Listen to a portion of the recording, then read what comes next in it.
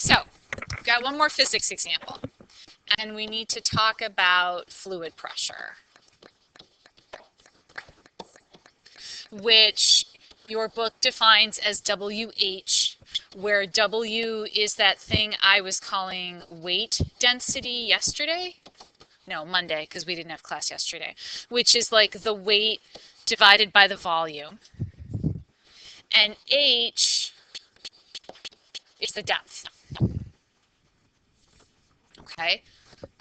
So as we'll be talking about in number 25 when we do it, we have an object that is so many feet, so many meters deep under the water, and we're going to talk about the fluid pressure there. Now, there was another way, if you think back to freshman physics, that we talked about pressure. Anybody remember what that equation was for pressure, or when we talked about pressure? What's the one for well, but what is it for chemistry? Yeah, no. No, freshman year I made you, well, those of you who had me, so 4 out of you, 4 out of the 6. I made you stand up, and I made you stand on one foot, and I made you stand on the other foot, and it's not mass over surface area, it's actually the force divided by the area. And so we talked about how your feet felt a certain amount of pressure when you had both feet down, and when you lifted up one foot, the pressure on that foot increased because you had the same amount of force, which in this case was your weight. But now you had half the surface area because you removed one of your feet. And you can do the same thing by standing up on your toes. The pressure on your toes is bigger. Okay, so we're going to need kind of both of these ideas. Because this is going to tell us that the force is equal to the pressure times the area. So those are just some things to keep in your head as we do number 25. So if somebody would read that for us, please, through part A.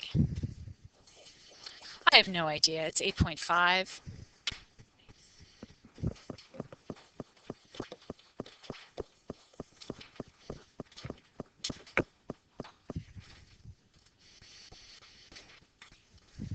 Go ahead, Sarah.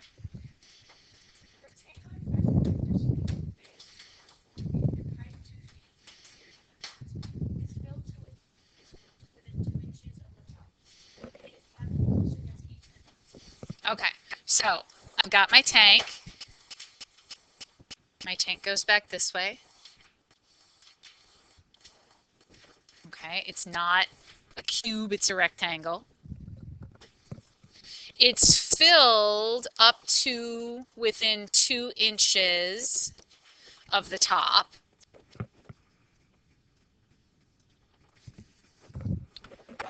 And the whole tank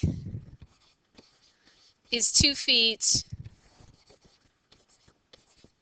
by 2 feet by 4 feet.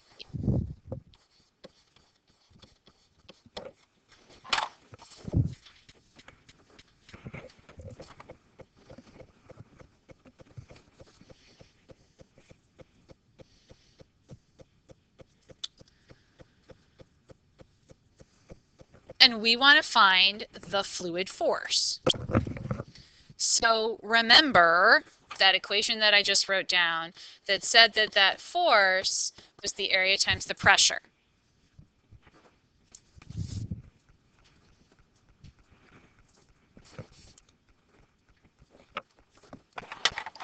And so what we're going to do, like we always do in calculus, is we take a little sample, a little slab, and we figure out what the fluid pressure is going to be against that small area. And then we add it up. And actually, I think what I'm going to do, there we go. I'm just going to look at that part. Okay. So I'm going to say, of course, that the thickness of my slab is dy or delta y. And then it's going to be located at some depth y. And I'm going to let y be equal to 0 at the bottom here.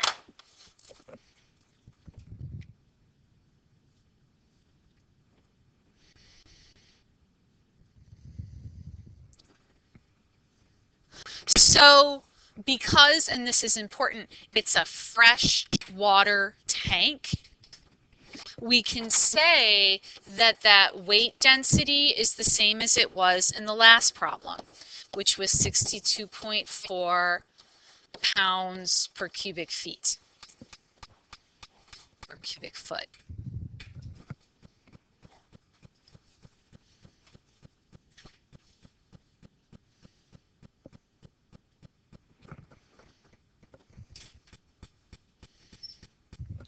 So I know that the pressure as the function of y, because again, I had this equation over here for fluid pressure, which was equal to that weight density, which was 62.4 times the depth, which is y.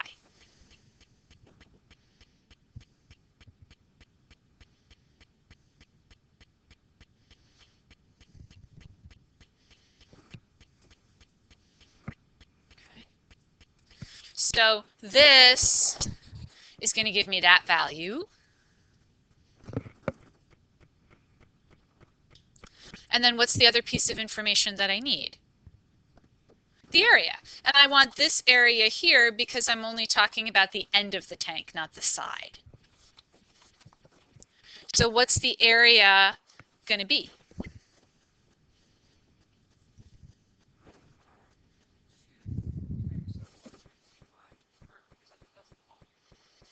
Yeah, I just want the area. 2 times what?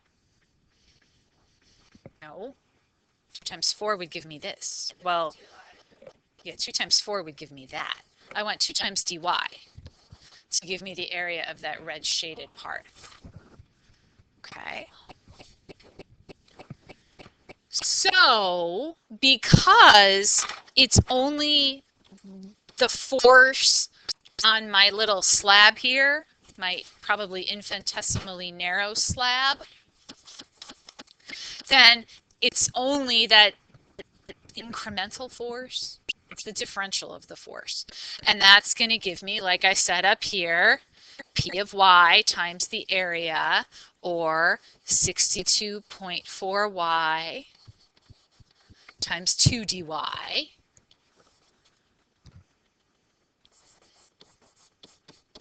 Or dF is equal to 124.8 y dy.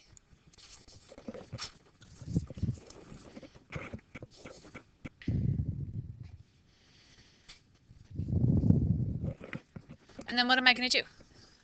I'm going to integrate both sides, right? But this is a definite integral.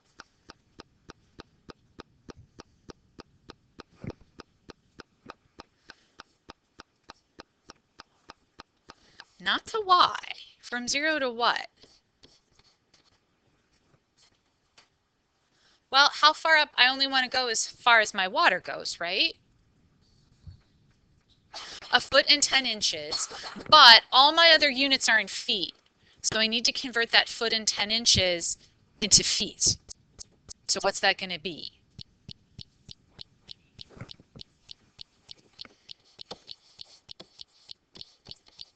Okay. So this is going to give me 62.4 y squared from 0 to 1.83. And then what do we get?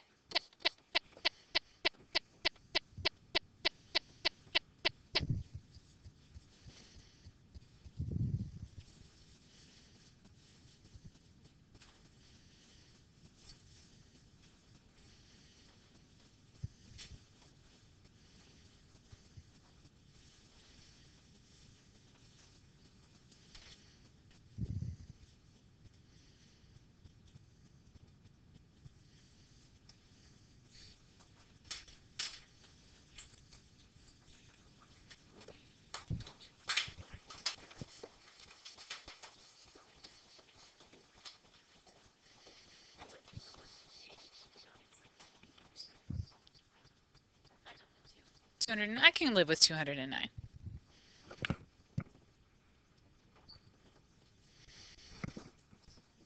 Pounds, which is the unit of force in the British system that the British don't use. Nobody likes it. Okay.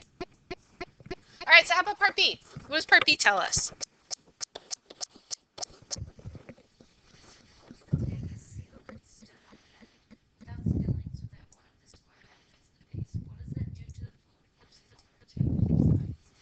Okay. So we can go through this again. But now the side that we're talking about is the long end of the tank. So this is going to be 4 feet. This is going to be 2 feet. That's going to be 2 feet. And again, it's going to be filled up with water to some point. And again, I'm going to take some slab.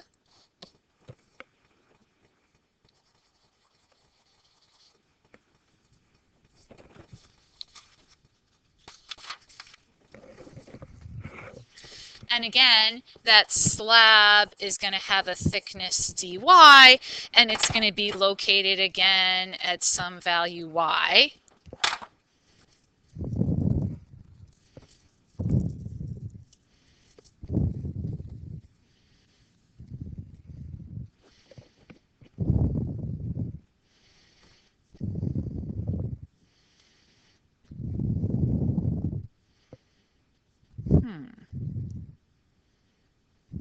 Oh, I got the same thing as before. Yep. Well, no, because Sarah will be leaving after today too, and so will Casey. So there'll be 4 of us for tomorrow and Friday. I have no idea, and not really important to the conversation right now. It's important, but okay. So I got a lot of the same things that I had last time. My area is still 2 dy, right? My pressure is still that 62.4 times y. But what's different now?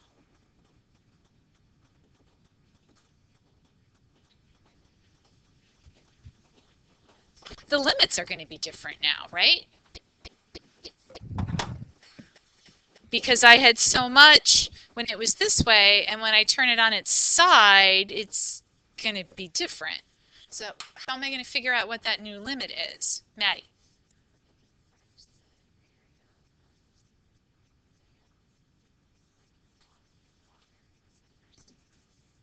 The area? I think you want to work with volume. And I would find the volume of the water. I don't know why. But so let's do that. So what was the original volume of water?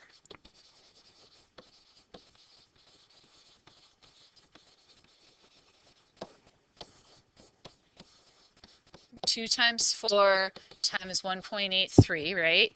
Because it was 2 wide by 4 long, and then it only went up 1.83. So what's that volume? 14.64 cubic feet.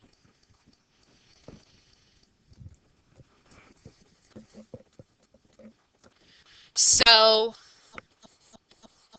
my new dimensions situation, I'm still going to have V, which is going to be 14.64 cubic feet, because I don't lose any water. They're very careful about telling us that we don't lose any water.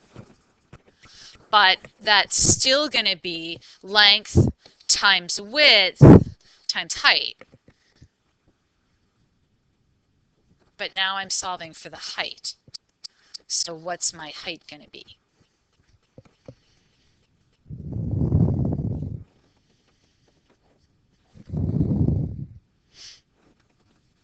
No, because the water isn't going to fill it all the way up to the top. The tank is 4 feet tall, but the water that's in there isn't necessarily going to fill that whole space. So, dude, I just want you to solve for h. I wrote the whole equation out. I did not mean to be as harsh about that. I did not mean to be as harsh, but all you gotta do is solve for h. Okay? Because we know what the dimensions are.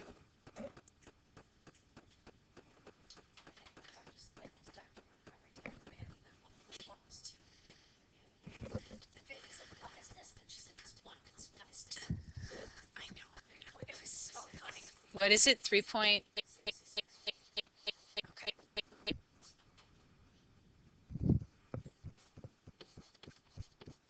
All right. Okay. So now our df going to be the same thing that it was before. So it's going to be that 62.4y times 2 dy. I'm going to integrate, but now I'm going to integrate from 0 to 3.66 feet. So f is going to give me 62.4y squared from 0 to 3.66. And what will f be? Think about it.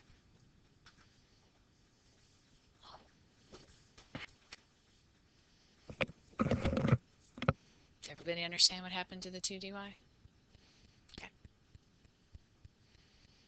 Casey, do you understand what happened? Okay. You kind of had that look on your face, like, I don't know what.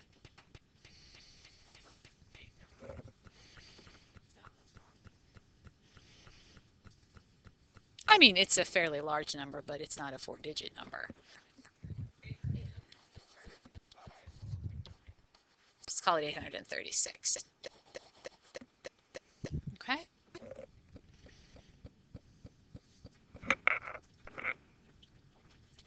All right, we good? Okay, so now we can move into my least favorite thing ever. Yeah, I know.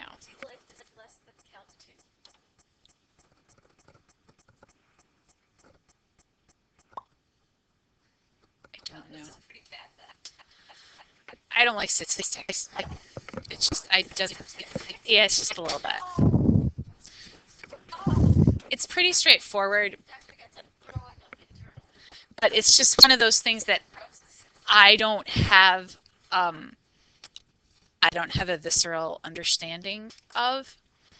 So it's hard for me to teach when I don't understand something in my soul. So, okay. So, we're just going to do a couple of applications that involve definite integrals.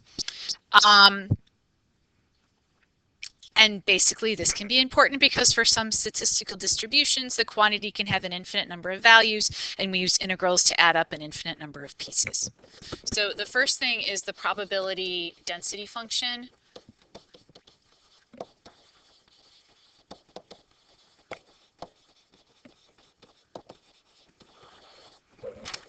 Or the PDF.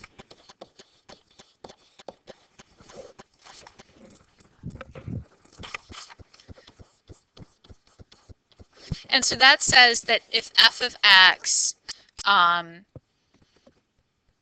has a domain of all reals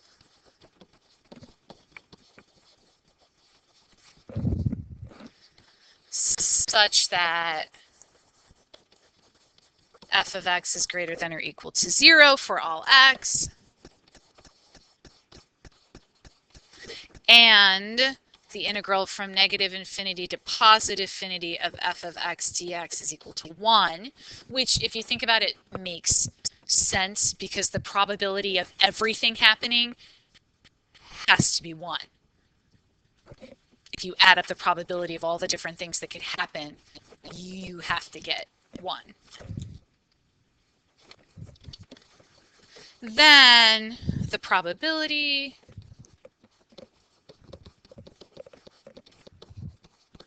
associated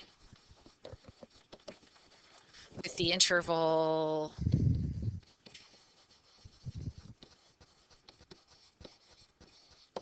a to b is the integral from a to b f of x dx.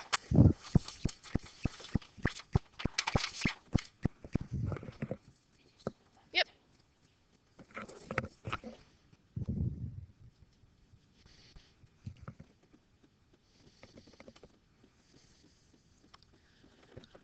And so the tricky part here is usually trying to figure out what the probability function is.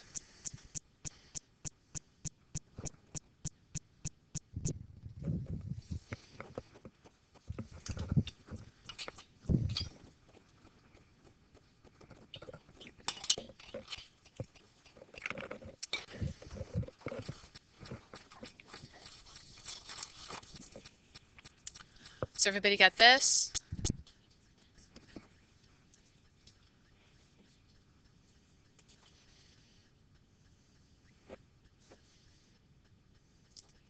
Okay, so number 27, which was another journal question, it's pretty much just applying the definition. So what's number 27, if someone would read it for us, please?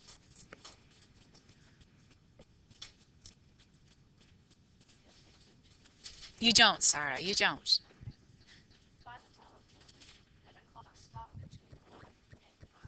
Okay.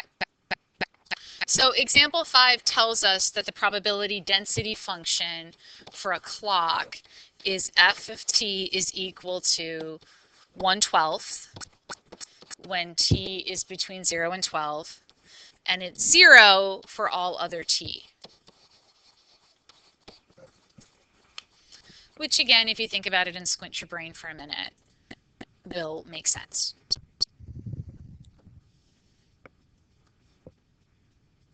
And assuming we are talking about a 12-hour analog clock. You could change it if you wanted to use a military clock.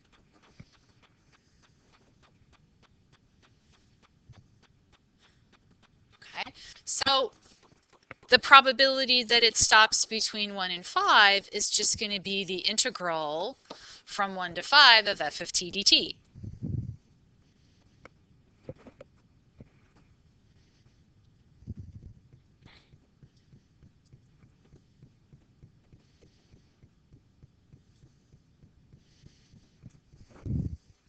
So that's just going to give us the integral from 1 to 5 of 1/12 dt.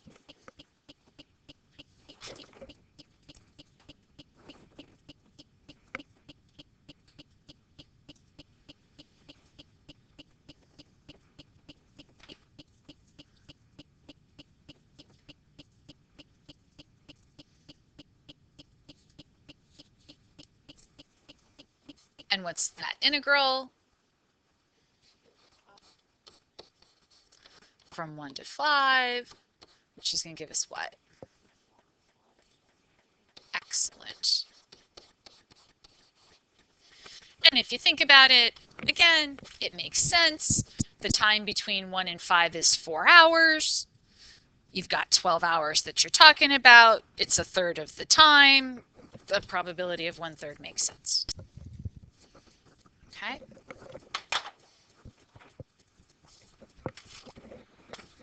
All right. So another common idea in statistics is a bell curve, which can be explained by a Gaussian curve. Gauss did a lot of really cool stuff. And you'll find if you go on and take second semester physics where you do electricity and magnetism, you'll have Gaussian surfaces. They'll show up all over the place. This is also sometimes called the normal probability density function. And there are some things that you have to have in order to be able to write a Gaussian. And one thing is you need mu, which is the average value of x, not a vector, but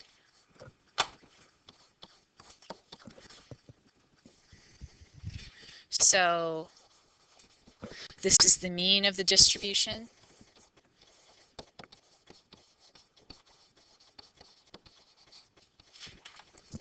Or the average. average.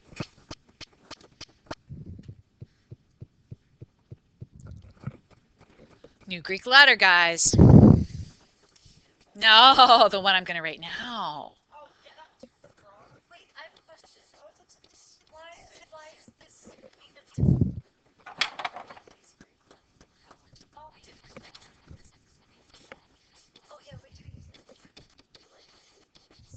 No, it's a circle that keeps going.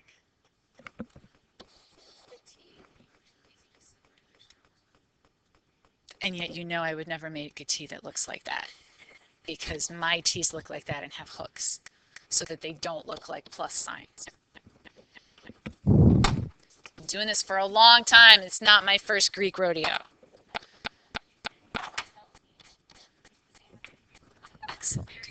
Sigma, a lowercase sigma. You know what a capital sigma is. You just don't know it as a capital sigma because we don't call it sigma. But that's a capital sigma. There you go. All right. So this is what we call the standard deviation.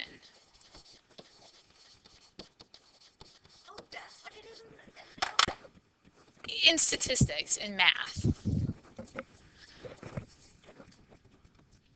A standard deviation,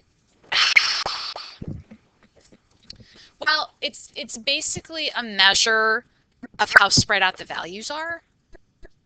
And so if you have a smaller sigma, you have a narrower curve. No. No. Well, no. No. No. It's not at all. You'd like write, well, so let's hang on for a minute. So the Gaussian looks like this. 1 over sigma radical 2 pi, although for some reason I want it to be radical 2 pi sigma, but I think that's just youth talking. Minus x minus mu squared all over 2 sigma squared. Note where the squared is and where the parentheses are.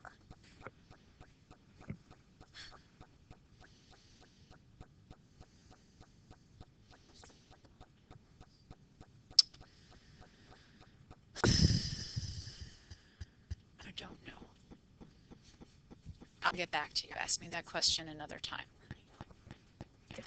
It's not, but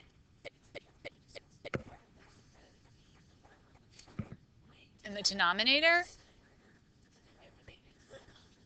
Oh, you could if you wanted to, but we don't really do that. You can do that if you want. Yep. Pi is under the radical. So if I drew one, if I drew a bell curve, so this is going to be my median. And my sigma kind of looks like this. I usually think of the sigma as the full width at half max, which it is kind of, sort of. But because it's an actual distribution, we can say something about the probability associated with the sigma values. So when you have that, we'll go to the next screen and we'll write that down. Okay, everybody got this? Not quite yet. All right. You're not the only one. And even if you were, we would wait for you.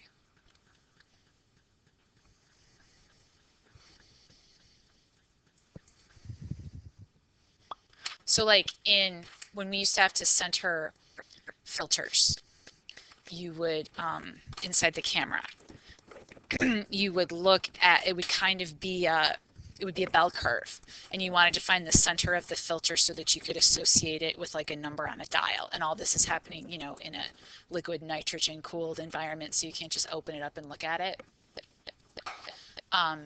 And so what we would do is we would take a bunch of measurements for how much light was getting through it, like here, here, here, here, here, here, and here. And you'd plot it and you'd figured out what the full width at half max was. And then whatever the X value in the middle was, you would be pretty sure was the center of what you were looking at.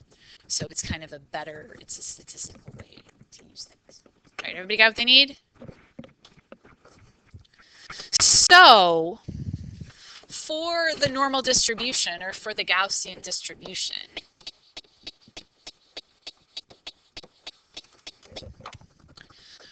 %68 of the area under the curve, so that integral,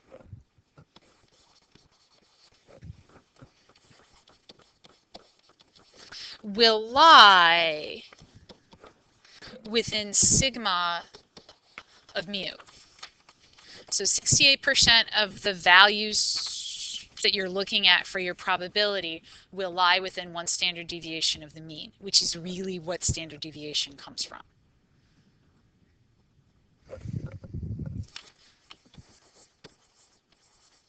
%95 of the area will lie within 2 sigma of the mean.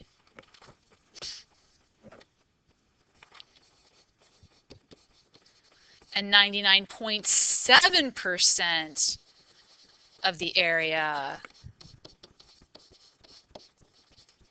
will lie within 3 sigma of the mean.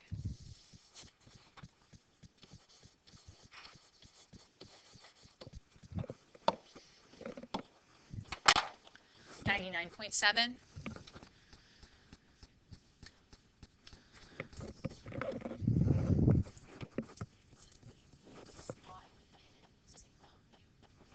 Well, it has to do again with how narrow or how wide your function is. So if you have a really small sigma, your function's going to look like this, because this is my mean and maybe this is my sigma.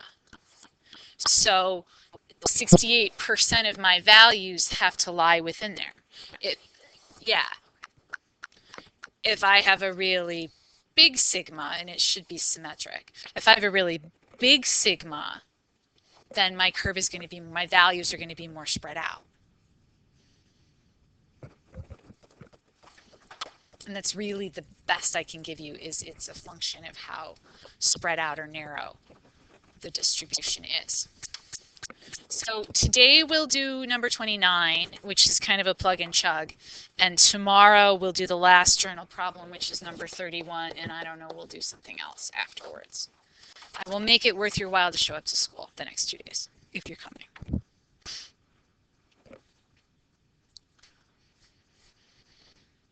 All right, somebody read it for us, please. Somebody other than Sarah, because we've used her voice many times today.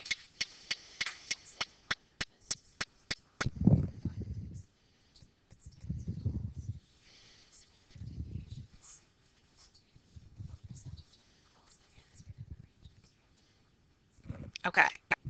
So they're giving you a whole bunch of stuff here. They're telling you that mu the mean is equal to what? 2 minutes. And they're telling you that the standard deviation, which is sigma, is equal to 2 minutes. So, and then they want to know what percentage of the calls come between 0 and 4 minutes. Well, no, we don't even have to go that far, because 0 is mu minus sigma.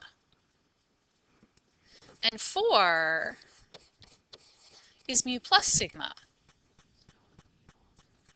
Nope. What percentage of values lie within sigma of the mean?